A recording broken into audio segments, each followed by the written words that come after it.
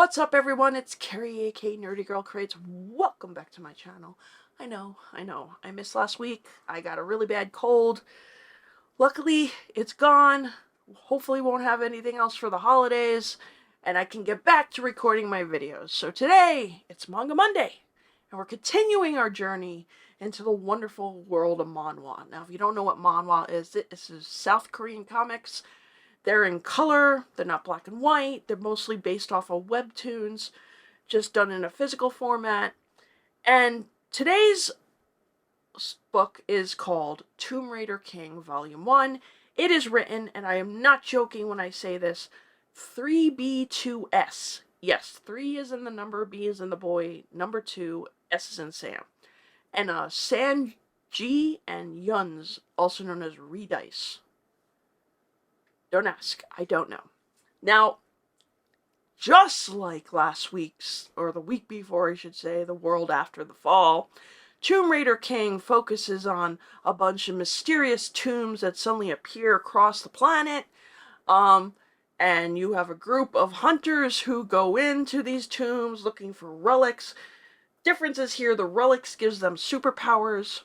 You have this one poor slob who finds himself betrayed going looking for relics. His name is Jooheun, and he has been working for a corporation, okay? I don't sound very enthusiastic because, and I'll get into that, but, so Jooheun finds himself on the verge of death while on a mission for this one relic, suddenly wakes up 15 years prior to everything happening. It's only days before the tombs are about to appear. He has all his memories, so he has an advantage. He also has all the skills he's built up, because in manhwa, everything is a video game. We'll get into that too. So, because he's got this prior knowledge, he's using it to his advantage. He refuses to let himself get played again by some corporate bigwig. He's going to make sure he gets all the relics and he keeps all the glory. And that's how things start to go off. So, art-wise, this is your traditional webtoons art. Now, is it bad? No. Is it unique? No. You could tell I'm not really happy about talking about this one. The problem is, they don't seem to try to differentiate the look of their leads in these stories. And that's, you could look at Japan, you could look at manga, and like one male lead doesn't always look like another male lead for another story, okay? Naruto looks nothing like Luffy, you know. Deco looks nothing like the kid from Shaman King. There's like a unique style that kind of makes these popular characters stand out. For some reason, when manhwa does these stories that are this kind of like modern fantasy that's like two worlds meeting, and they have their male lead, he's always really tall and thin, with black hair and blue eyes, and just a different name, and probably a different skill set.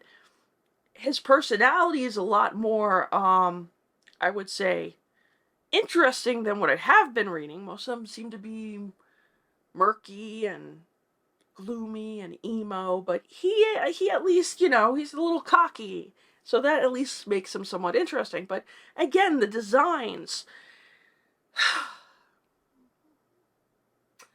I want to say this story is interesting because when I read the original synopsis, at the time I was like really interested. But at this point, I had only read Solo Leveling before I started to delve into more of these, like, I don't even know if you call them isekais, because not technically an isekai, because they're still connected to their own world. It's almost kind of like Inuyasha, they can travel back and forth. But it's kind of redundant. I'm using that word a lot. It's like redundant storytelling, and it frustrates the hell out of me, because again, you have these mysterious buildings popping up. You remember when I was talking about The World After the Fall? Towers popped up all over the place. The only difference here is, again, in The World After the Fall, people are selected to go on these towers and battle their way all the way up to the top in order to save the planet. Okay? In this, you just have people going and collecting relics out of these tombs so they can get some type of superpower.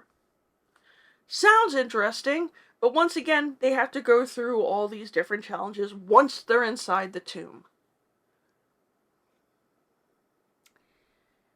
The only advantage here is that this character knows more than everybody else because he's already done it. Kind of like me as the reader, I've already read this. Slight differences, but in the end, it's still the same damn story. And that's what frustrates me. I really want a manhwa to drop that's like an action manhwa that feels very different. Some people have made some recommendations. They're not out here yet, so I'm hoping. I've gone on Webtoons, but even there, the few I have started to read, with the exception of Seven Fates, and I know I keep using that one, but it is actually a pretty damn good story. Just get your bias of K-pop out of the way. It's actually a really good story. Everything is the same thing. We have to battle our way up a tower, or we go through a gate, and we battle demons. Some video game type of interface shows up to let the main character know what level he's at and how much he needs to get before he's strong enough to battle this next thing. I don't want to read a video game, okay? If I want a video game, I will play a video game, because then I can actually interact with what's going on in the scene. This is just written, and I have to just trust the characters and the writer to take me along for the journey. And it's same shit, different day. Same shit, different book. Same shit with slight differences. And I'm going to keep repeating that because that's exactly what it is. I want something fresh. I mean, manhwa, if they really want to compete in the action genre against the likes of manga and even Western comic books, they need to bring it, man. They need to bring it big time. The only one so far that I would say is completely different from what I've read is Breaker. The Breaker is a great story if you like martial arts, if you like that kid who's all odds are against him, and then he finds that unusual mentor that guides him on his path. Yes, I know that story's been done, but there's a lot different in this than your traditional Mr. Miyagi and Daniel-san, okay? You've got a sensei who's not exactly the most reliable or trustworthy type of character, who finds himself mentoring a kid who has been bullied so bad, and then you find out some deep, dark secrets about everybody. It's a really good story, and I want more differences. I want variety in my action genre, and I feel like, again, this is what I said when I was reviewing The World After the Fall. I think, like, the companies over here who get the licenses to publish it and release it are too afraid to take chances. I noticed it on Webtoons. Let's be honest, the reason they dropped Seven Fates on Webtoons is because of the BTS group, okay? They have that name recognition from BTS, so they were guaranteed to get the fan base to read it. I just feel like they're too afraid to, like, really, really delve deep into something that's going to stand out. They're playing it safe, and I think that's just damaging the marketing for manhwa over here. I think the romance genre is doing much better, which I'll talk about next week because I have a review for that. I know, I'm like just ranting, but it's so frustrating because, this could be what competes and gets people who don't want to read manga because they don't like reading in a different direction or the black and white, or like the really cutesy animation in some of the stories. This has much more serious looking art. It's in color because it's probably most likely been a webtoon first.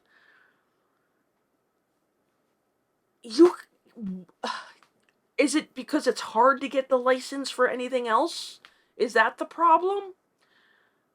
Because I'm not even really enjoying the story. I mean, if it's the first time I read this kind of story, I might have, but I've already read so many just like it. There's another one I'm even reading. The name is The Druid of Soul Station, I think it's called. Again, there's gates. A guy ends up being the weakest, but ends up becoming the strongest because he gets thrown into a gate and he's there for a while and he builds himself up. Again, video game interface. I don't know why every one of these things needs a video game interface. Can't we have another way to have skills build up? I don't know, freaking cards. We could do it like freaking, or like Dungeons and Dragons, something. Because video game interfacing is just kind of getting, like, stupid at this point.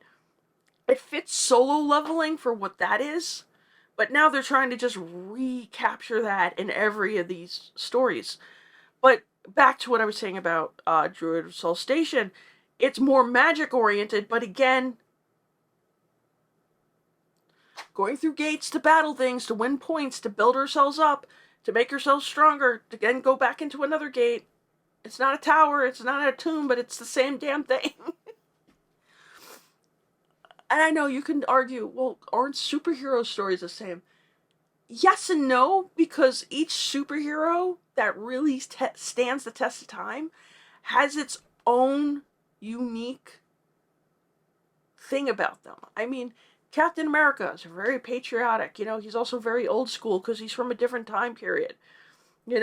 He believes in people. He's very optimistic, but at the same time, the soldier in him knows that he's sometimes going to have to do things he doesn't want to do in order to protect people.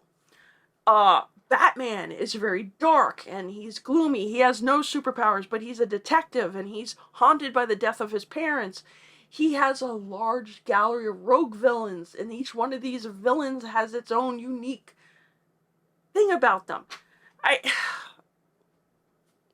This doesn't, with just a little bit of a change, we'll just swap towers for tombs, or we'll have gates. I mean, it's boring. Okay? Even if it is a really good story, I've ventured into too many to try to even enjoy this. And I've ranted long enough.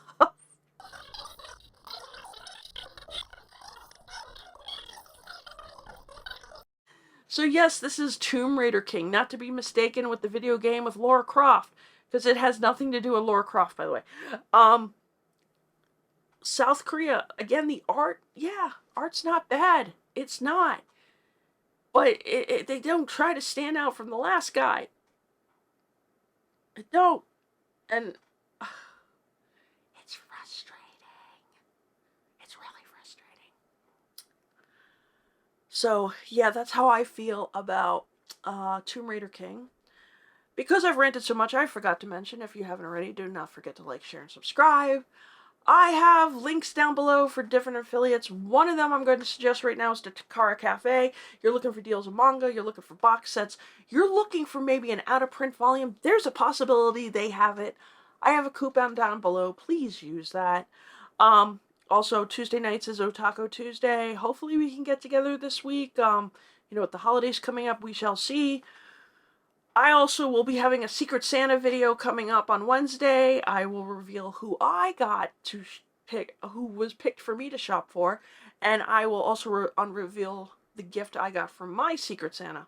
So stay tuned for that. And yes, I know. Oh, God, I'm so angry. I am so angry. I think what I'm going to do is I'm just going to start trying to dive into other areas of manhwa, other genres, because right now the action fantasy thing is pissing me off. But I am looking for recommendations, so if there is something, even if it's on Webtoons or one of these other apps, that is different in the action genre that I will enjoy, please, please comment down below. I will definitely take a look at it, because I'm so sick and tired of repeating the same story over and over again. I will not be going into another volume on this. I won't. I might with The World After the Fall, because the way it ended was somewhat more interesting.